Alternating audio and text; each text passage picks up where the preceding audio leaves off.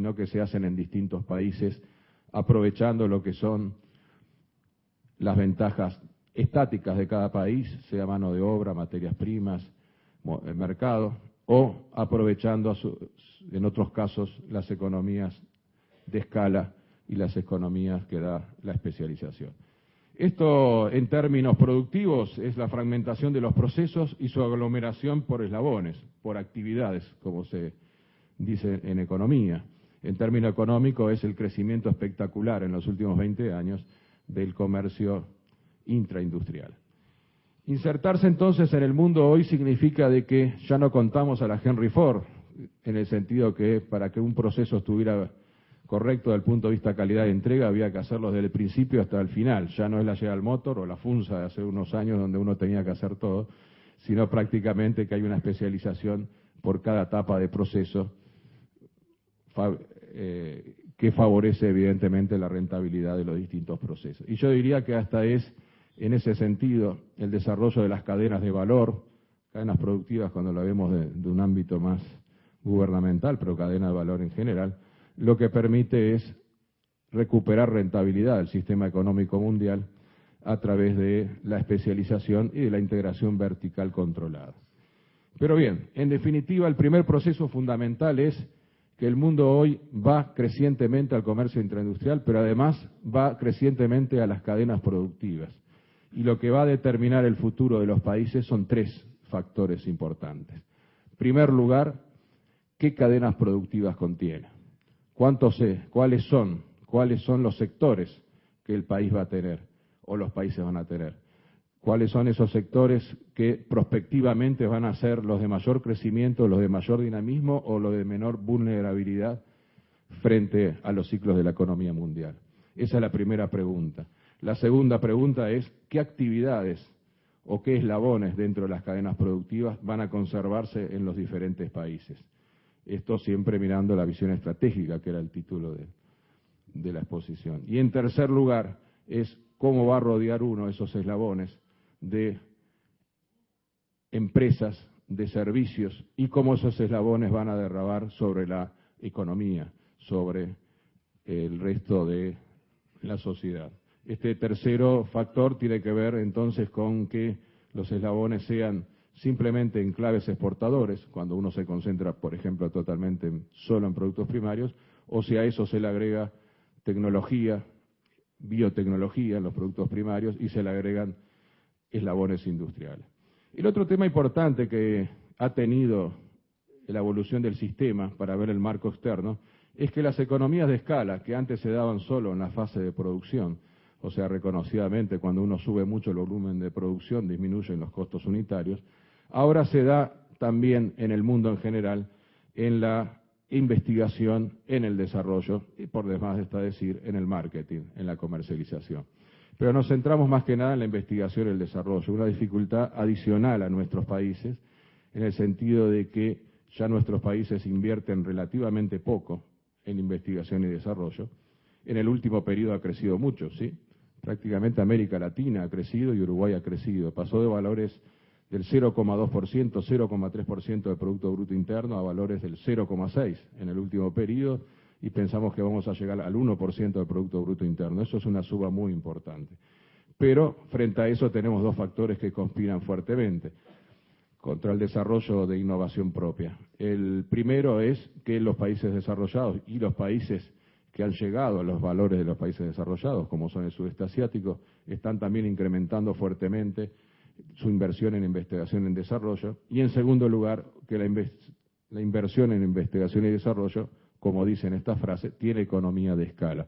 O sea que crecientemente se necesitan mayores volúmenes de dinero para una investigación, un desarrollo, y no solo en la fase científica, sino fundamentalmente en la fase de difusión de la innovación hacia la producción. Estos dos factores son los que performan entonces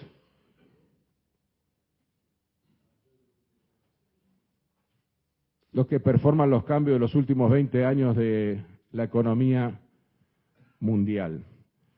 Y el otro cambio que la experiencia histórica lo está dando, acá ya me adelanté algo por lo que he visto, es que Dicho de otra forma, como está en esa frase, es sencillo relativamente, no fácil, pero sencillo relativamente, iniciar un periodo de crecimiento largo. Lo difícil es mantenerlo, llegar a saltar un poco ese gap, esa diferencia que hay entre los países subdesarrollados y los países desarrollados. La experiencia histórica indica que de muchas decenas de experiencias de crecimiento económico que comienza durante algunos años, son pocos los países que han logrado mantenerlo durante el tiempo suficiente como para sus ingresos y la distribución social de esos ingresos se comparen a los países más adelantados. Pero lo que sí se comprueba claramente, aparte del hecho de que se puede crecer durante un tiempo, Uruguay lo hizo durante varias fases del siglo pasado, lo difícil es mantener esa fase a largo plazo, pero eso únicamente se ha logrado, el mantenimiento, la continuidad del crecimiento, cuando se combinó la preocupación de la macroeconomía, de los fundamentos, con medidas activas que apoyen la transformación y diversificación productiva. O sea, está absolutamente claro que cuando uno estudia estadísticamente cuáles son los países que han logrado mantener el crecimiento económico en largo plazo, han sido aquellos que han logrado introducir una mayor diversificación en su estructura productiva. La tercera parte de esta diapositiva contiene los elementos que decía anteriormente y le agrega alguno. El futuro entonces de la industria en Uruguay, pero el futuro de cualquier industria se contesta o se visualiza a través de la definición de cuáles cadenas de valor tendremos, qué actividades en las cadenas, qué industrias de soporte y servicios se desarrollarán, cómo se realizará la interacción entre la investigación y la capacidad de las empresas de generar, adoptar y difundir las innovaciones de procesos y productos, por lo que decía anteriormente acerca de la tendencia mundial en el tema, y además por un tema clave que el Uruguay ha venido retrasado, por el desarrollo de la infraestructura adecuada. Estos 5 puntos son los que determinarán lo que viene a continuación. Y permítanme detenerme un momentito en el tema de la infraestructura adecuada. Uruguay ha invertido poco en infraestructura. Los valores internacionales de los países desarrollados o de aquellos que se van acercando, bueno, son nuestra comparación, digamos, no los ponemos por un tema de envidia, sino de comparación hacia dónde llegamos. Estamos muy bien en América Latina, pero estamos todavía muy lejos con otras regiones del mundo. Estamos muy bien en desigualdad en América Latina, pero el índice de Gini nuestro es 0,41 y el de otras regiones del mundo es 0,30. Entonces, esta comparación implica de que el desarrollo de la infraestructura, iba a comparar los números de Uruguay, durante más de 30 años Uruguay ha tenido una inversión en infraestructura pública y privada del 1,2% del Producto Bruto Interno. En el último periodo creció hasta el 1,8%. La media de América Latina es 2% y lo que se reconoce como un valor razonable, mínimo, es 3%. Y lo que necesitaríamos, por lo tanto, porque venimos retrasados, es un 5% del Producto Bruto Interno por año, 2.000 millones de dólares por año entre inversión pública y privada. Y cuando decimos infraestructura estamos hablando, como todos sabemos, de comunicaciones, que es un tema fundamental. Estamos hablando de infraestructura en comunicaciones, hard, digamos, carreteras, trenes, soft, en el sentido de toda la gestión, ¿verdad?, que se hace a través de la entrada y salida de los productos.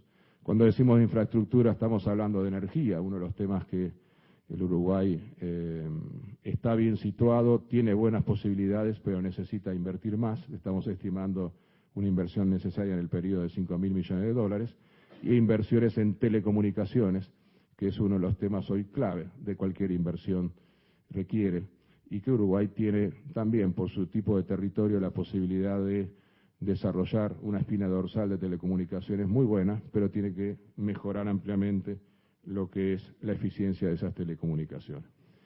Entonces, frente a estos factores de que Uruguay trae un registro de fuerte crecimiento económico y aún más fuerte crecimiento industrial, de que Uruguay, a su vez, tiene una realidad en el mundo de las cuales yo destacaba apenas 2 factores, que era la fragmentación y la constitución de cadenas de valor y las economías de escala en investigación y desarrollo.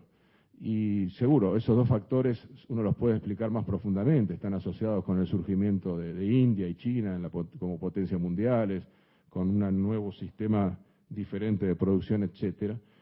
Pero bueno, esos factores y ese registro histórico hacen que nosotros pensemos que los años que vienen van a ser más desafiantes aún de lo que ha sido en el pasado, con respecto a seguir creciendo hacia afuera y hacia adentro.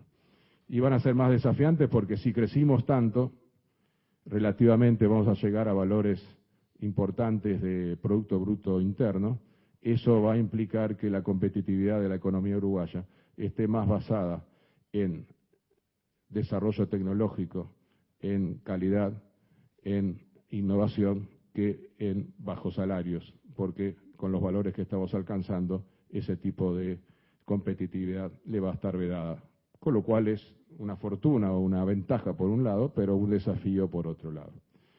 La respuesta entonces al desafío está en los factores que dan solidez al crecimiento. Tenemos que continuar con una política macroeconómica equilibrada y que vaya ponderando, vaya estableciendo los compromisos necesarios entre el déficit fiscal, el tipo de cambio y la inflación. Y no tener un sesgo exclusivo hacia uno de los factores, sino al control de los factores en forma equilibrada, porque ellos repercuten evidentemente en la calidad de vida de la población y por otro lado repercuten en el crecimiento productivo. Control del sistema financiero y canalización hacia la inversión, un tema básico en mi rápido pasar que decía de la importancia hoy de los flujos financieros frente a los flujos comerciales.